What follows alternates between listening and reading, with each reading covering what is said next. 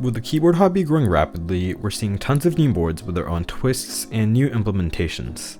I'm sviz, and today we'll be taking a look at the gel Epoch from Outlab. I've had this board for a couple months now, and I bought it from the original in-stock sale, but more on that later. I do currently have the board assembled, and sadly I didn't record the unboxing, but it's pretty nice and standard. The build process does involve a ton of screws, and thankfully my friend Shu built this board for me as I was pretty busy. It's a lengthy build, but well worth it for many. Let's get into the details of the board itself. It's a 75% gasket mounted aluminum keyboard with a absolutely stunning brass weight, utilizing these special gaskets that in turn make this thing flex. It sold a while back as Outlab's second design board after the Voice 65, and it gained a lot of attention due to its unique sound signature that people often describe as marbly. Retail price and what I paid was $550 shipped, which places this board in the mid to higher end. This board was an in-stock sale, but due to some issues it arrived after 2 months for me, and Outlab has already had some pretty scuffed sales which I will not get into. Long story short, something seems to happen every time in terms of their sales, which is unfortunate considering their boards are pretty well received. Now that that's out of the way, here's a sound test of the board with some JWK linears. As usual, keep in mind that sounds vary due to many factors.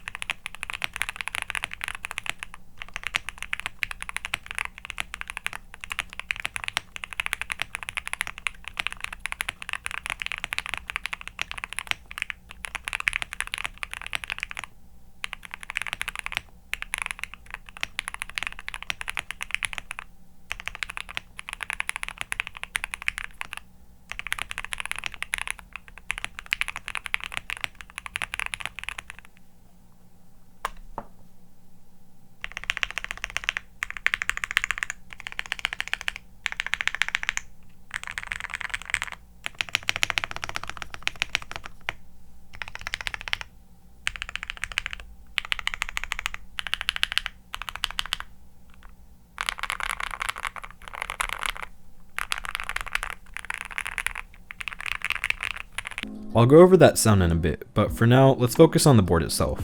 Originally, I really wasn't a fan of this color or the other colors since they seem so different and just unappealing.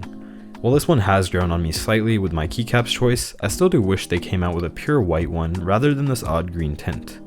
Other than that, I love the way it looks. The cherry engraving above the right arrow is so subtle but so clean. The side badge makes for a great accent, and the back weight is just so gorgeous and really gives the board a premium look. I'm a huge fan of that engraving.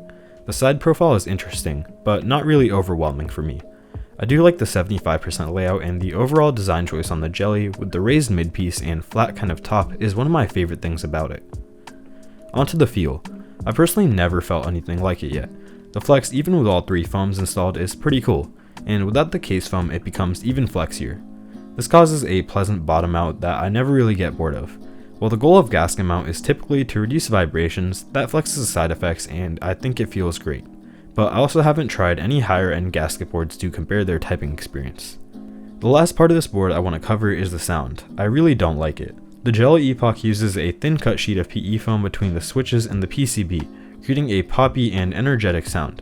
I did love this at first, and PE foam is now commonly used to make switches or boards sound more appealing, but when you try different switches in here, you realize how similar they begin to sound, and it just tends to sound dull after a while. I use this as my daily driver for some time, and it basically just lies on my desk now because I find it uninteresting in that area. I did try building it without that included PE foam, but it sounded really bad, unlike the Mr. Suit, which does sound decent without it. I'm not sure why that is, but it could be due to the Mr. Suit being bigger, but I haven't researched much on that. For my concluding thoughts, I love the way the gel Epoch looks and feels, but I really don't like the way it sounds. It's just lost its appeal to me over time, and I've even decided to sell it off rather than having it as a display piece. It's for sure a cool board, and if you like the sound, by all means, I understand. The hobby is all preference. I just don't think the hype around the board is warranted, as you could pick up a different board and just put PE foam in it to achieve a similar sound. But yeah, that's just my take. That's all my thoughts on the gel Epoch. If you did enjoy, please consider dropping a like and hitting the subscribe button. Feel free to join my Discord to interact with me, and follow my socials for more. Peace.